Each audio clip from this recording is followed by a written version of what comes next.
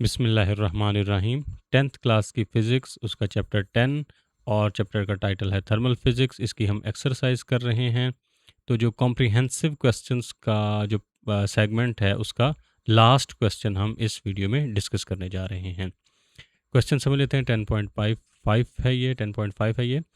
If we have an equal amount of water in a wide shallow dish and a tall narrow container, अगर हमारे पास बराबर मिकदार में पानी है एक खुली डिश के अंदर और एक पतले और जो है तंग सुराख वाले कंटेनर के अंदर, keep at the same temperature, और उनका जो टेम्परेचर है वो भी दोनों का बराबर है। पानी की मिकदार सेम है, टेम्परेचर बराबर है। सिर्फ क्या फ़र्क है कि एक डिश है यानी खुली और एक लंबा और तंग सा कंटेनर है। एक डिश है और दूसरा कंटेनर है, लंबी सी यानी कि ट्यूब है, उसके अंदर है पानी।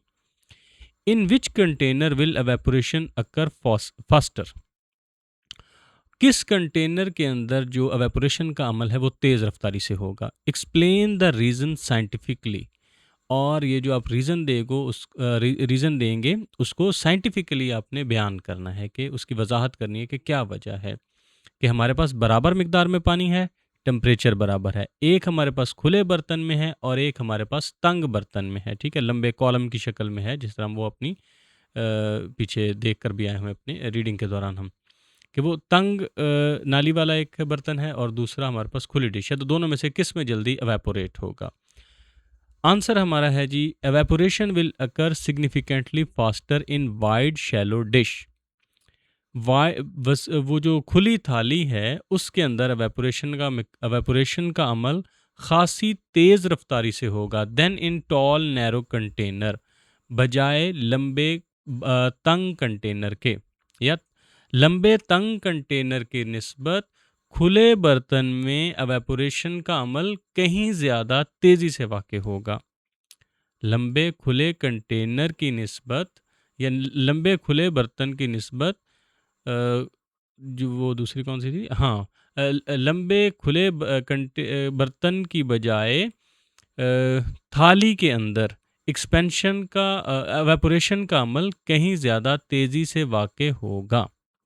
लंबे तंग कंटेनर की निस्बत खुली थाली के अंदर एवेपोरेशन का अमल ज़्यादा जल्दी वाक़ होगा या ज़्यादा तेज़ी से वाक़ होगा। अच्छा, सबसे हम समझ लेते हैं कि हमारे पास उसने कंडीशंस क्या दी हुई हैं। हमें 3 कंडीशंस यहाँ पर दी हुई हैं। पहली कंडीशन जो है, वॉल्यूम ऑफ वाटर, पानी की मिकदार दोनों में बराबर है। तो आप लिख दोगे दोनों कंटेनर में पानी की मिकदार दोनों कंटेनर में बराबर है। V1 is equal to V2, यानी एक पानी को हमने V1 का, एक पानी के वॉल्यूम को हमने V1 का नाम दे दिया और दूसरे को V2 का।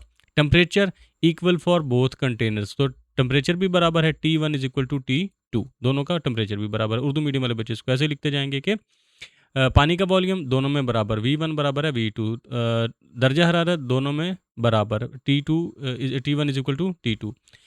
वेरिएबल फैक्टर, अब वो चीज़ आ गई जो दोनों के अंदर मुख्तलिफ है, वो है एक्सपोज्ड सरफेस एरिया। तो सरफेस एरिया जो है वो दोनों में मुख्तलिफ है। डिश के अंदर वो ज़्यादा है और कंटेनर के अंदर वो कम है। तो हम ये जो इनइक्वल की अलामत है वो यहाँ पर लगा देंगे। डिश वाली साइड पर हम जो है ग्रेटर को मेंशन कर देंगे और स्मॉलर जो साइड है वो कंटेनर की है। डिश का सरफेस एरिया ज़्यादा है, कंटेनर का सरफेस एरिया कम है। यहाँ तक हमने अभी तक कितना समझा है कि एवेपोरेशन जो है वो खुली थाली में ज़्यादा तेज़ी से होगा और कंटेनर में वो देर से होगा। जो लंबा नैरो कंटेनर उसके अंदर वो देर से होगा। अब हमने इसकी मिसाल दे देते हैं जी। हमारे पास क्या कंडीशन दी हुई है, वो इस तरह से है कि दोनों का वॉल्यूम जो है वो बराबर है, टेम्परेचर बराबर है, सरफेस एरिया मुख्तलिफ है। अब हम इसकी साइंटिफिक एक्सप्लेनेशन देते हैं। वो तो हमने कह दिया कि डिश में ज़्यादा जल्दी एवेपोरेट करेगा। अब हम आगे इसकी एक्सप्लेनेशन दे देते हैं क्यों डिश में ज़्यादा जल्दी एवेपोरेट करेगा। साइंटिफिक एक्सप्लेनेशन है, लार्जर सरफेस एरिया का सरफेस एरिया ज़्यादा होता है। जो डिश है वहाँ पर हमारे पास सरफेस एरिया ज़्यादा है। Evaporation is a surface phenomenon, evaporation एक सतही मजहर है, ठीक है। फिनोमिनन की उर्दू मजहर होती है, एवेपोरेशन एक सतही मजहर है। Meaning it only takes place at the exposed upper surface of the liquid, जिसका मतलब है कि ये सिर्फ ऊपर जो खुला रकबा है वहीं पर वाक़ होता है। जो इसका मतलब है कि ये सिर्फ माया के ऊपर खुले सतही रकबे पर वाक़ होता है। ठीक है, ये इसकी इबारत भी हो गई और कॉन्सेप्ट भी एक्सप्लेन हो गया। The wide shallow dish provides a much larger surface area. जो खुली थाली है वो कहीं ज़्यादा सरफेस एरिया फराहम करती है। एक्सपोज टू सराउंडिंग एयर, जो कि इर्द गिर्द की हवा को मिला हुआ है। Compare to tall narrow container, लंबे तंग कंटेनर की निस्बत कि जो डिश है वो ज़्यादा एरिया प्रोवाइड करती है, जो कंटेनर है वो कम सरफेस एरिया प्रोवाइड कर रहा है। तो इबारत कुछ इस तरह से हो जाएगी कि थाली लंबे तंग कंटेनर से थाली इर्द गिर्द की हवा को थाली इर्द गिर्द की हवा को लंबे तंग कंटेनर की निस्बत कहीं ज़्यादा सरफेस एरिया फराहम करती है। थाली थाली इर्द गिर्द की हवा को लंबे तंग कंटेनर की निस्बत कहीं ज़्यादा सरफेस एरिया फराहम करती है। सो evaporation will occur significantly faster in wide shallow dish than in tall narrow container। इस वजह से थाली के अंदर होने वाली evaporation लंबे तंग कंटेनर से कहीं ज़्यादा तेज़ होगी। ठीक है, क्योंकि वो ज़्यादा एरिया प्रोवाइड कर रहा है ना, और सरफेस एरिया वो सरफेस फिनोमिनन है जो हमारे पास एवेपोरेशन है। तो यहाँ पर सरफेस एरिया ज़्यादा मिला तो एवेपोरेशन ज़्यादा होगी। इस वजह से थाली में लंबे तंग कंटेनर से कहीं ज़्यादा तेज़ी से एवेपोरेशन का अमल वाक़ होगा। इस तरह से हमारे उर्दू मीडियम के बच्चे लिख सकते हैं। अगला जो इसके फैक्टर है वो है हाई काइनेटिक एनर्जी। अच्छा जी, हाई काइनेटिक एनर्जी, ज़्यादा kinetic energy. At given temperature, दिए गए टेम्परेचर पर liquid molecules possess a range of kinetic energies. दिए गए टेम्परेचर पर मॉलिक्यूल्स में मुख्तलिफ किस्म की काइनेटिक एनर्जी पाई जाती है। इबारत बायन ऐसे ही लिख देंगे, वैसे ये भी हम पीछे एक्सप्लेन करके आए हुए हैं, वहीं से मैंने इबारत एज इट इज़ यहाँ पर नकल की है ताकि आपको जो याद करने वाला मरहला है उसमें आसानी पेश आए। Only those high energy molecules present near surface can overcome the attractive molecular forces of the liquid. सिर्फ जो ऊपर सतह पर मॉलिक्यूल होते हैं सरफेस के नज़दीक ये इस काबिल हो जाते हैं कि जो मॉलिक्यूल जो लिक्विड के अंदर मॉलिक्यूल्स ने आपस को कशिश की कुव्वतों से पकड़ रखा है ना, एक दूसरे मॉलिक्यूल को पकड़ रखा है, वो इस पर काबू पा जाते हैं, यानी इस पर वो गालिब आ जाते हैं। माया के अंदर जो मॉलिक्यूल्स हैं वो आपस में जुड़े हुए हैं।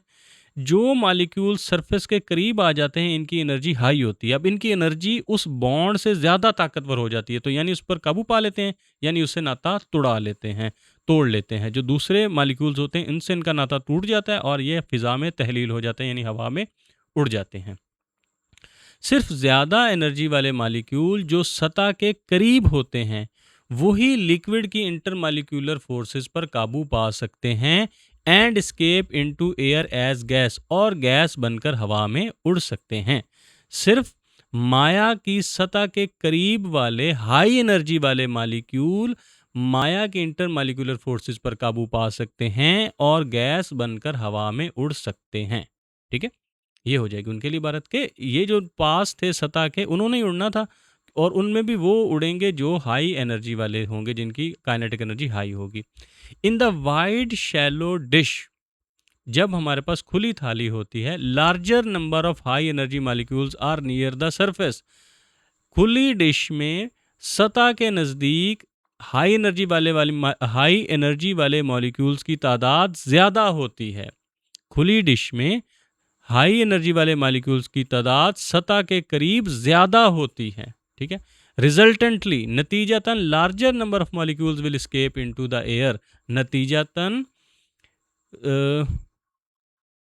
ज़्यादा बड़ी तादाद में मॉलिक्यूल्स हवा में जा सकेंगे या हवा में उड़ सकेंगे। नतीजतन ज़्यादा तादाद में या ज़्यादा बड़ी तादाद में मॉलिक्यूल्स हवा में तहलील हो सकेंगे या हवा में उड़ सकेंगे, हवा में बुखारात बन के उड़ सकेंगे।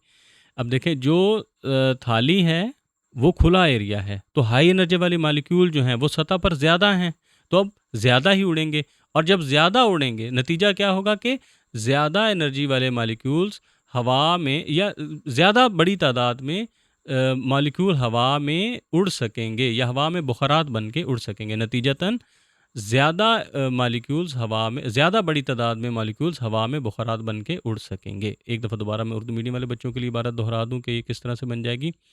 खुली डिश में ज़्यादा बड़ी तादाद में हाई एनर्जी वाले मॉलिक्यूल सतह के करीब होंगे, नतीजतन ज़्यादा बड़ी तादाद में मॉलिक्यूल हवा में बुखारात बन के उड़ जाएंगे या उड़ सकेंगे।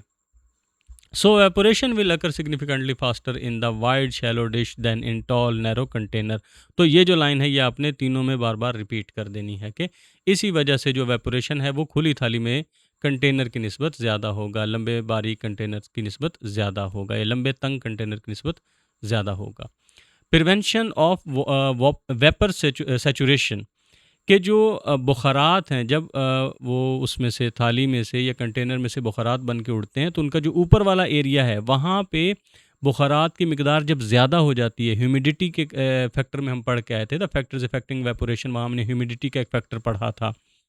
तो उसमें जब ऊपर जो है बुखारात की मिकदार ज़्यादा हो जाती है तो मज़ीद फिर बुखारात बन के नहीं उड़ते, वो इवेपोरेशन के अमल को कर देता है सुस्त। अब यहाँ हमने देखना है कि जो टॉल कंटेनर है, ठीक है, in a tall narrow container evaporated water molecules tend to hover directly above the narrow surface opening। इसमें क्या होता है कि जो लंबा तंग कंटेनर है इसमें हवा में तहलील हुए आबी बुखारात उस तंग जगह के ऊपर ही मौजूद रहते हैं, यानी जो बुखारात बन के उड़े हैं ना वो उसके ऊपर ही मौजूद रहते हैं, वो कंटेनर के ऊपर ही मौजूद रहते हैं। इट्स स्लाइटली, अब ये इबारत मैं बता दूं साथ ही के, तंग बारीक कंटेनर में या लंबे तंग कंटेनर में बुखारात बनकर उड़ जाने वाले बुखारात बन के उड़ जाने वाले पानी के मॉलिक्यूल्स उस तंग सतह के ऊपर मौजूद रहते हैं या ऊपर अटके रहते हैं। लंबे तंग कंटेनर में बुखारात बनकर उड़ जाने वाले पानी के मॉलिक्यूल्स उस तंग सतह के ऊपर अटके रहते हैं, बराह रास्त उसके ऊपर अटके रहते हैं। लंबे तंग कंटेनर में बुखारात बन के उड़ जाने वाले पानी के मॉलिक्यूल्स बराह रास्त उस तंग जगह के ऊपर अटके रहते हैं, उस तंग सुराख के ऊपर अटके रहते हैं। It slightly increases localised humidity, इससे उसके ऊपर उस बर्तन के ऊपर ह्यूमिडिटी में इजाफा हो जाता है, ठीक है, या नमी में इजाफा हो जाता है। इस वजह से उस बर्तन के ऊपर नमी की मिकदार में इजाफा हो जाता है। And slows down further evaporation, और मज़ीद एवेपोरेशन होने का अमल रुक जाता है।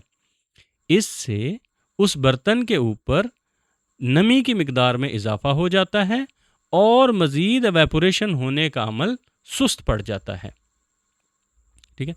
In a dish air currents easily carry away escaping vapour, जबकि डिश के अंदर ज़्यादा आसानी से हवा बुखारात को बहाकर ले जाती है। अब जो खुला बर्तन है उसके ऊपर तो आसानी से हवा बह रही है तो वो उसको बहाकर ले जाएगी। तो इसमें वैसे मैं एक चीज़ सोच रहा हूँ कि अच्छा होता कि अगर मैं इसमें एक थाली और उसकी जो कंटेनर है उसकी तस्वीर ऐड कर देता तो। जी, तो ये तस्वीर है दरअसल हमारे पास कि एक हमारे पास है जिसमें ये जो सुराख है ये तंग है, दूसरी जगह सुराख हमारे पास ज़्यादा है। तो यहाँ जो मॉलिक्यूल्स हैं उनको ज़्यादा सरफेस एरिया मिल रहा है कि वो ज़्यादा जल्दी से निकल सकते हैं। अच्छा, हम बात कर रहे थे ह्यूमिडिटी की। जब यहाँ पे सैचुरेशन होती है ना तो इसके ऊपर जो यहाँ पर मॉलिक्यूल्स इकट्ठे हो जाते हैं, तो ये थोड़ी सी जगह पर ना यहाँ पर नमी की मिकदार ज़्यादा हो जाती है। जबकि यहाँ खुला एरिया है, यहाँ हवा की जो लहरें आती हैं तो वो इनको अपने साथ बहा कर ले जाते हैं। तो इस वजह से यहाँ नमी की मिकदार ज़्यादा नहीं हो पाती, ये जगह ड्राई रहती है तो इसलिए भी इसके अंदर एवेपोरेशन ज़्यादा होती है। जबकि यहाँ लोकल तौर पर ना यहाँ इस थोड़ी सी जगह पर ह्यूमिडिटी ज़्यादा हो जाती है, तो इस वजह से और वो हवा उसको नहीं बहा के ले जाती क्योंकि ये थोड़ा एरिया है, यहाँ इनको एरिया ज़्यादा फराहम आता है और जबकि इनको एरिया थोड़ा मिलता है। तो यहाँ पर जब ह्यूमिडिटी पैदा हो जाती है, जगह में पहले ही पानी की सैचुरेशन हो जाती है, तो अब नीचे से मज़ीद और इसके अंदर वाटर वेपर जो है एवेपोरेट नहीं करते। तो इस वजह से भी यहाँ पर जो एवेपोरेशन, इसमें एवेपोरेशन की रफ्तार कम होगी और इसमें ज़्यादा होगी। वजह है यहाँ पर आर्जी तौर पर पैदा हो जाने वाली ह्यूमिडिटी। अब हम चले जाते हैं अपनी रीडिंग की तरफ। तो वो मुझे लग रहा था कि इससे जो है शायद कॉन्सेप्ट में कोई एम्बिग्विटी ना रह जाए, इस वजह से मैंने वो तस्वीर इसके अंदर ऐड कर दी है।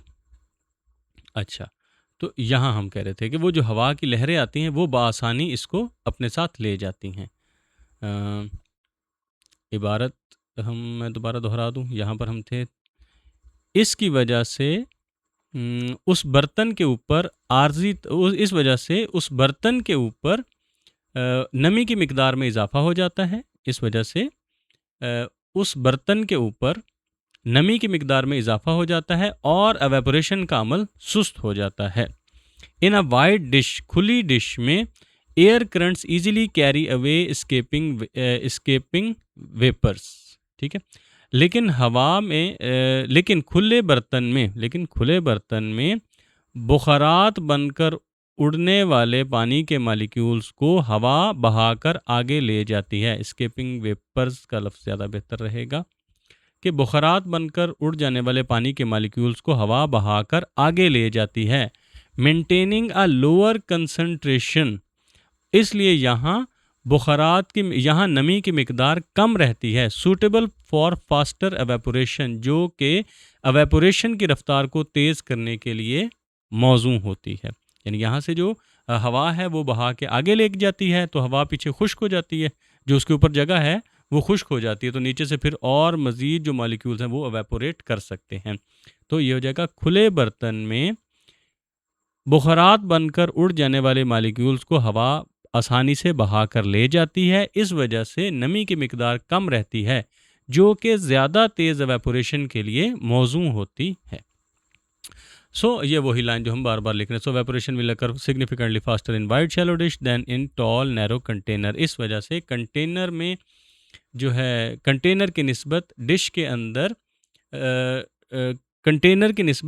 डिश के अंदर ज़्यादा तेज़ी से एवेपोरेशन का अमल वाक़े होगा। एंड पर हम लिख देंगे कंक्लूजन, नतीजा, since the temperature and volume are identical, क्योंकि टेम्परेचर और वॉल्यूम दोनों यकसा हैं, the surface area is the deciding factor. इस सूरत हाल में सरफेस एरिया ही एक फैसला कुन अंसर है। चूँकि टेम्परेचर और वॉल्यूम दोनों बराबर हैं, इस सूरत हाल में सरफेस एरिया ही एक फैसला कुन अंसर है। देयरफॉर, इसलिए water evaporates much faster from the wide shallow dish. इस वजह से डिश में से पानी ज़्यादा तेज़ी से एवेपोरेट होता है। और एक बात इसमें हम एक और जान ले के इसको चलो समअप में मैं दोबारा कर देता हूँ। ये जो है, ये वाली आसान सी तस्वीर है, ये भी आप इसके एक्सप्लेनेशन में साथ इसके बनाएं, तो ये ज़्यादा बेहतर तौर पर आपके कॉन्सेप्ट को एलेबोरेट कर सकती है, ठीक है। एवेपोरेट नहीं कर सकती, एलेबोरेट कर सकती है। अच्छा, सबसे पहले हमने इसमें जाना था कि हमारे पास दरअसल शराइत कौन कौन सी है। शराइत यह है कि पानी की मिकदार बराबर है, टेम्परेचर बराबर है, जबकि सरफेस एरिया अलग है। फिर हमने इसकी वजाहत दी कि जिसका जितना ज़्यादा सरफेस एरिया होगा वहाँ पर उतना ही ज़्यादा हवा के लिए वो एरिया एक्सपोज होगा, तो वहाँ से ज़्यादा तेज़ी से मॉलिक्यूल निकल सकते हैं। फिर हमने कहा हाई काइनेटिक एनर्जी, कि जितना ज़्यादा सबसे एवेपोरेशन कहाँ होनी होती है, जो हाई एनर्जी वाले मॉलिक्यूल्स ने निकलना होता है। जब सतह ज़्यादा है तो हाई एनर्जी वाले मॉलिक्यूल्स के लिए बाहर निकलने के लिए तो ज़्यादा जो हाई एनर्जी वाले मॉलिक्यूल्स की ज़्यादा तादाद सरफेस के करीब आ सकती है, ठीक है। जब सतह का रकबा ज़्यादा है उस वजह से भी एवेपोरेशन ज़्यादा है, जब सतह का रकबा ज़्यादा है तो भी एवेपोरेशन ज़्यादा होगी। दूसरा फैक्टर है कि हाई काइनेटिक एनर्जी वाले मॉलिक्यूल्स, तो हाई काइनेटिक एनर्जी वाले मॉलिक्यूल्स जितने ज़्यादा सतह के करीब होंगे वो उतना ज़्यादा बाहर निकल सकते हैं। जब सतही रकबा सरफेस एरिया ज़्यादा है तो ज़्यादा तादाद में हाई काइनेटिक एनर्जी वाली मॉलिक्यूल्स वहाँ से निकल सकते हैं। और उसके अलावा जो खुला बर्तन है वहाँ जो है आबी बुखारात की मिकदार, उसकी सैचुरेशन नहीं हो पाती, वो ज़रूरत से ज़्यादा वहाँ नहीं जमा हो पाते, वो जगह खुश्क रहती है, इसलिए भी वहाँ पर जो है एवेपोरेशन को जो अमल है वो तेज़ रहता है। नतीजा हमने ये अख़ज़ किया कि अगर टेम्परेचर और वॉल्यूम दोनों एक जैसे हैं तो सरफेस एरिया इस बात का फ़ैसला करेगा कि कितना ज़्यादा उसने एवेपोरेट होना है।